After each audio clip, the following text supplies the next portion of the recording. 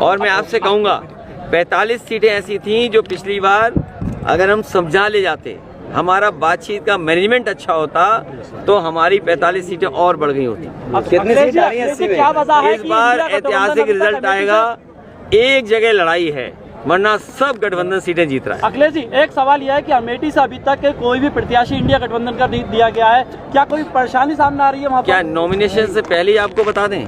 जब नॉमिनेशन होगा तो आपको प्रत्याशी पता लग जाएगा। इसके अलावा तौकीर रजा ने आपको लेकर के कहा है कि जो सपा है वो मुसलमानों की हितैषी नहीं है और ऐसे में जो है सपा को वोट देने से अच्छा है कि बीजेपी को वोट देते हैं। जो यादवों के नहीं हुए तो वो मुसलमानों के क्या होंगे? ये जो भाषा आखिरी में बोली आपने, ये बीजेपी की भाषा है।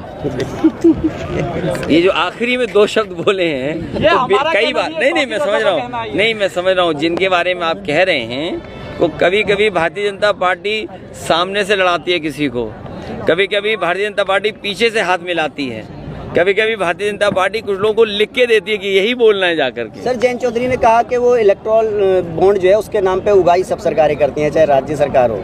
नहीं देखिए, किसी बारे में नहीं, ये तो सफाई बीजेपी को देना चाहिए क्योंकि बीजेपी ने सबसे ज़्यादा चंदा वसूला है और ईडी सीबीआई इनकम टैक्स इसको लगा के, और कई ऐसी कंपनियां हैं जिसमें आप देख सकते हो कि उन पे ईडी सीबीआई के छापे पड़े, उसके बाद उन्होंने पैसा दे दिया या चंदा दे दिया, चंदा देने के बाद उन पर ईडी सीबीआई इनकम टैक्स की छूट छूट गई। जनता के बीच और ज्यादा चौधरी परसों मुरादाबाद आए थे और उन्होंने ये कहा है कि अखिलेश यादव हमको दबाने की कोशिश कर रहे थे, इसलिए जो हमने गठबंधन तोड़ा, लेकिन हमारे पारिवारिक संबंध वैसे ही रहेंगे जैसे पहले थे। नहीं तो बता दो 500 आदमी थे। ये अच्छी बात है, जो हमारे संबंध है वो तो रहेंगे। और आपको ये भी पता होगा कि चौधरी चरण सिंह जी के नाम पर नेताजी ने डिग्री कॉलेज अपने सैफी में बनाया था और आज विधानसभा के सामने जो प्रतिमा है चौधरी चरण सिंह जी की, वो भी नेताजी ने लगवाई थी और भारत रत्न चौधरी चरण सिंह जी को दिया है।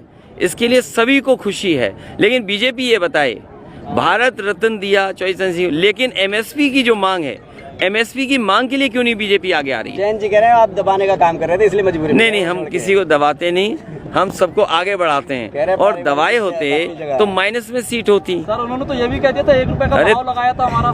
नहीं ऐसा नहीं, तुम समझ नहीं पाए बात को। अगर दबाया होता तो 0 से -1 होती, -2 होती, -3 होती। हमने उन्हें आगे बढ़ाया और चौधरी चरण सिंह जी की विरासत को आगे बढ़ाया।